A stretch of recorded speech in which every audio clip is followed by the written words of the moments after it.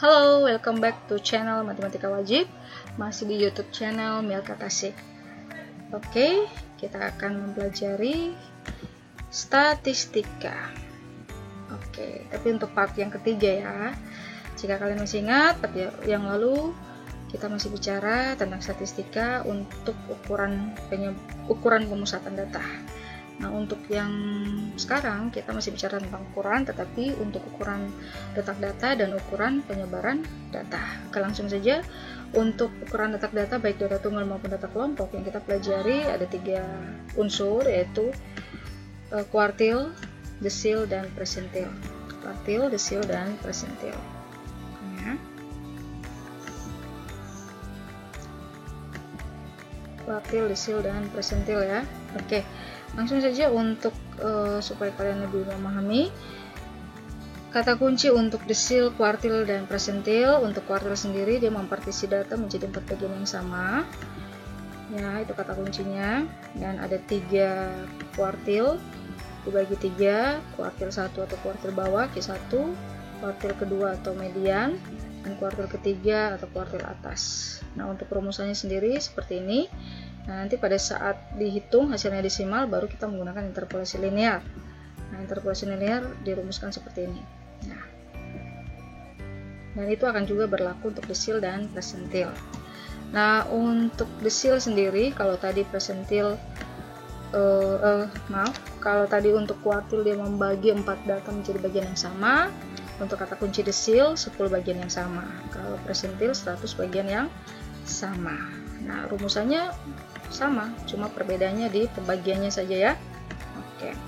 Nah, untuk kuartil sendiri biasa ditentukan itu pada statistik 5 serangkai. Nah, unsur-unsurnya apa saja? Kalian bisa lihat di sini ada data terkecil, data terbesar, kuartil 1, 2, dan 3. Oke, untuk data berkelompok, kuartil, desil, dan persentil dirumuskan seperti ini. Kalian bisa lihat masing-masing. Formasi rumusnya sama, cuma perbedaannya di pembagiannya. Ingat kalau kuartil tadi dibagi 4, desil dibagi 10, dan persentil sendiri dibagi 100. Oke. Iya. Nah, next kita akan melihat bagian yang C atau bagian ketiga, yaitu tentang ukuran penyebaran data. Nah, hal-hal apa saja yang dipelajari? Ada jangkauan untuk data tunggal ya, dirumuskan seperti ini. Kemudian ada hamparan, dirumuskan seperti ini. Simpangan kuartil ini, dan juga simpangan rata-rata. Juga ada ragam atau varians. Ada simpangan baku juga. Dan koefisien variabel. Nah, rumusannya kalian bisa lihat masing-masing seperti ini. Nah, untuk data tunggal, pembaginya kita menggunakan N ya, karena data tunggal jumlahnya tidak banyak, jadi kita menggunakan N. Nanti untuk data kelompok, nah ini ukuran penyebaran data untuk data kelompok, kita akan menggunakan sigma FI. Jadi karena ingat data kelompok itu terdiri dari beberapa kelas interval, jadi kita menggunakan sigma FI. Nah, yang pertama kita pelajari adalah jangkauan. Kalian bisa lihat sendiri jangkauan di sini, pemaparan atau penjelasan seperti ini. Kemudian yang kedua kita mempelajari ada simpangan rata-rata. Jadi rumusannya sama ya di data tunggal dan data kelompok, cuma perbedaannya tadi di pembaginya ini ya, pembaginya saja yang bikin beda, karena tadi sudah saya jelaskan untuk kelompok dan tunggal. Nah, untuk lebih jelasnya kita boleh melihat untuk contoh soal dan pembahasan.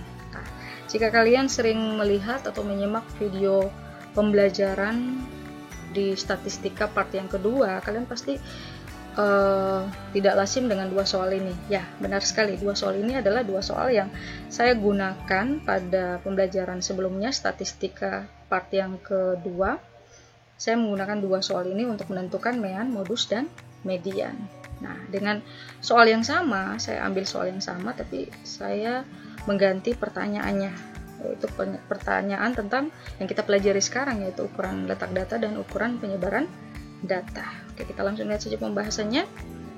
Yang pertama, data tunggal. Kita urutkan dulu data ini, seperti ini tampilannya. Kemudian jumlah datanya sendiri adalah 8. Nah, statistik 5 serangkai tadi sudah kalian ingat pemahamannya, ada data terkecil, data terbesar, dan juga ada kuartil 1, 2, dan 3. Nah, kita tidak perlu harus menggunakan rumusan dari kuartil, kita bisa langsung saja mengingat kuartil membagi 4 bagian yang sama, datanya 8 dibagi 4 sama dengan 2 ya. Nah, jadi kalian bisa lihat ada 4 bagian yang sama, itu 1, 2, 3, dan 4. Nah, sehingga kita bisa menentukan letak dari kuartil 1, kuartil kedua, dan kuartil ketiga. Nah, jadi diperoleh seperti ini nilai-nilainya. Oke. Nah, untuk yang bagian kedua, untuk desil dan rentang. Untuk desil, di sini diminta desil kelima. Jadi kita buat D5 sama dengan data ke I-nya diganti dengan 5 ini tadi. Kemudian banyaknya data 8 ditambah 1 bagi 10. Nah, setelah dihitung, hasilnya ternyata desimal. Ingat di awal, saya sudah katakan jika hasilnya desimal, kita menggunakan interpolasi linear. Nah, jadi menggunakan interpolasi linear, jadi seperti ini. Ini data keempat, tadi setelah diurut hasilnya, datanya adalah 9. Ini data kelima dikurang data keempat, jadi data kelimanya adalah 11. Dihitung hasilnya adalah 10. Nah, untuk rentangnya sendiri, kalian masih ingat rumusnya tadi, X max dikurang X min, hasilnya 4. Oke, kemudian berikutnya, untuk pertanyaan selanjutnya ada hamparan, dan juga simpangan kuartil. Nah, ini tinggal masukkan di rumus setelah tadi kita cari ya, jadi hasilnya seperti ini. Nah, begitu pula dengan simpangan rata-rata dan ragam atau varians. Nah, tapi sebelum kita menggunakan rumus ini, kita cari dulu mean. Ingat, di sini ada X bar, rumusannya ada X bar atau mean. Jadi kita mencari mean, kalian masih ingat cara mencari mean waktu pembelajaran yang lalu ya. Jumlah semua data dibagi dengan banyak data. Oke, kemudian dimasukkan di rumus.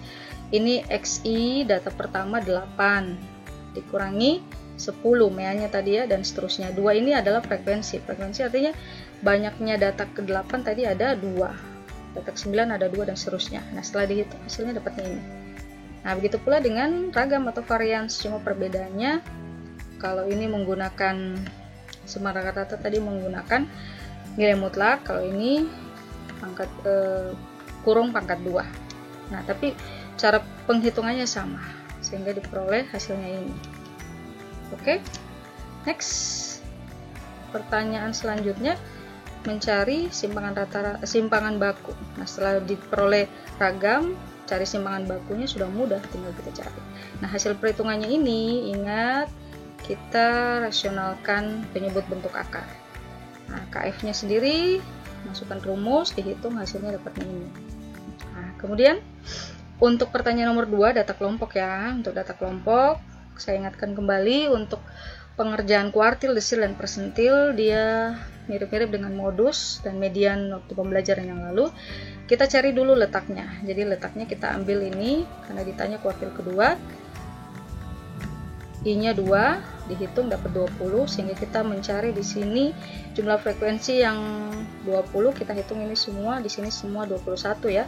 Jadi otomatis letak kuartil kedua ada di sini dengan frekuensinya 3. Nah, jadi L2-nya kita bisa dapat sini tepi bawah, batas bawah dikurangi 0,5, 54,5. Untuk FK-Q2-nya jumlah sebelum, jadi ini 11 tambah 3 tambah 4 dapatnya 18. FQ2-nya sendiri adalah 3 dan panjang kelasnya 5. Dimasukkan semua ke rumusnya yang ini. Nah, dihitung diperolehlah 58,83. Nah, kita lihat dulu, cek jawaban terakhir. Betul tidak nilai ini berada di interval ini? Nah, setelah kita lihat intervalnya 55 sampai 59. Berarti benar ya, 58,83 ada di kelas interval keempat ini. Oke. Next. Untuk persentil ke-10 juga sama.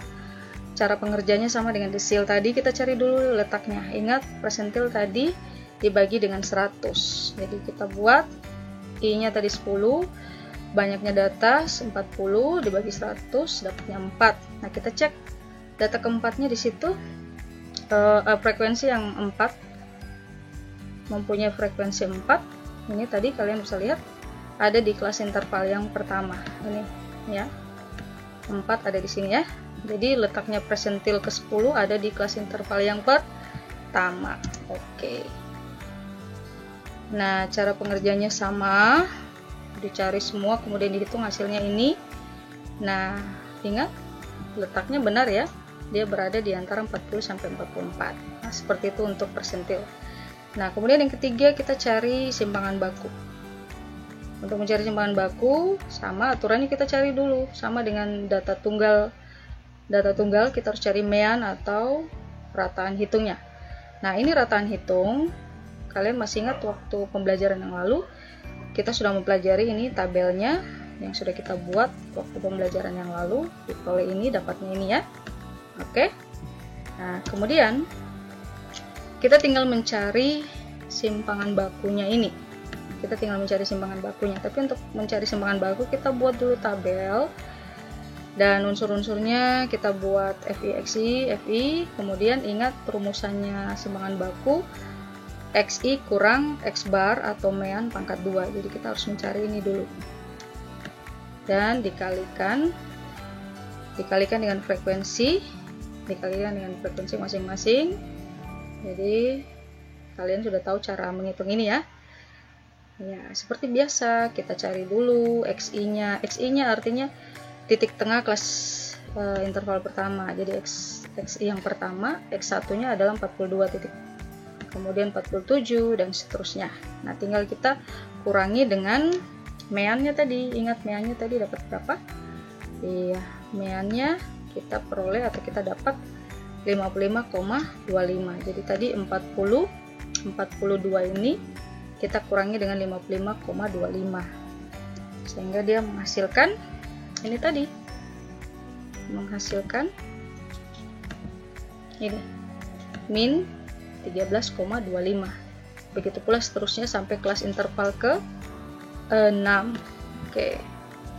Kemudian dikali pangkat 2. Jadi ini dikali sebanyak 2 kali, hasilnya semua ini.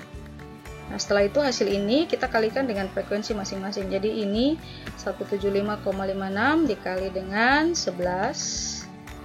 Nah, menghasilkan ini 1931,16. Begitu pula seterusnya sampai kelas interval ke-6. Setelah itu dijumlahkan, hasilnya ini semua. Nah, kemudian barulah kita masukkan ke rumusnya simpangan baku. Ini rumusannya.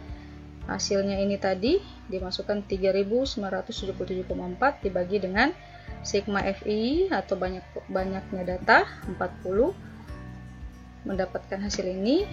Nah, hasil terakhirnya diakarkan dapatlah ini. Oke, demikian pembahasan dari contoh soal, 2 contoh soal baik data tunggal maupun data kelompok.